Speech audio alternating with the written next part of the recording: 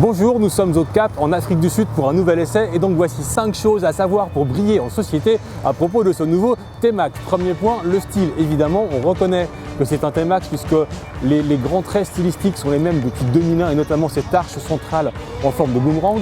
Néanmoins, si on regarde un peu dans les détails, on voit qu'il est plus fin de l'avant, plus gros de l'arrière. Donc qu'est-ce qu'il a grossi? Eh bien un petit peu, puisqu'en fait Yamaha a voulu répondre à une critique qu'on faisait au T-Max, c'est-à-dire agrandir l'espace sous la selle. Et désormais on peut loger 2 casques jet. Alors il faut être un peu ingénieux, hein, c'est pas non plus gigantesque, mais en tout cas ça rentre alors qu'auparavant on ne mettait qu'un seul casque. Deuxième point, on ne dit pas le T-Max mais les T-Max, puisqu'on est désormais en phase avec 3 modèles. Un T-Max de base, un T-Max SX qui est ici à ma droite et un T-Max DX qui est ici à ma gauche. Le SX se veut plus sportif, il a des modes de conduite qu'on sélectionne au commodo avec une puissance plus ou moins réduite selon l'environnement, et si on roule en ville ou sur le mouillé, on peut avoir envie de réduire un peu la puissance. Et le DX ici, c'est le modèle luxe, il a toutes les gadgets qui conviennent, donc bulle électrique, poignée chauffante, selle chauffante et puis d'autres petites fonctionnalités dont je vous parle à la fin.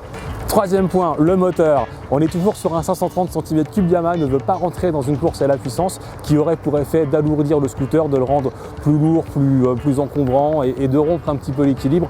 Donc le moteur est globalement très proche du modèle précédent, quelques petites modifications, des petits gains en performance, mais on est un peu sur ce qu'on a connu précédemment. Quatrième point, le châssis. Nouveau cadre, nouveau bras oscillant, nouvelle répartition des masses avec un échappement qui a été revu, la roue arrière est plus légère, la courroie est aussi plus légère et au final on a gagné carrément 9 kg. 9 kg c'est pas rien d'une génération à l'autre et évidemment ça se ressent sur l'agilité de ce scooter qui est tout simplement la meilleure de la catégorie. Cinquième point, c'est une grosse touche de modernité. Le T-Max, on l'a dit, a des modes de conduite, un contrôle de traction, une bulle électrique réglable sur la version DX, des poignées selle chauffantes et puis aussi une application téléphonique qu'on peut charger sur Google, Android et Apple.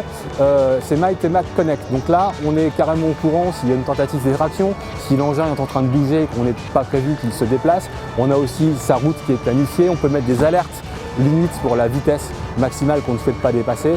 On peut avoir toute une sorte de carnet de bord sur les itinéraires, les voyages qu'on a fait jour après jour, année après année. Donc le T-Max est désormais un engin très moderne. La vraie question qu'on se pose, c'est est-ce qu'il a toutes les cartes en main pour continuer le succès, hein. Le T-Max est une vache à lait incroyable pour Yamaha, c'est 250 000 exemplaires depuis 2001, c'est quasiment plus de 50 000 en France. Et bien la réponse, vous la saurez en lisant le repère des motards.com.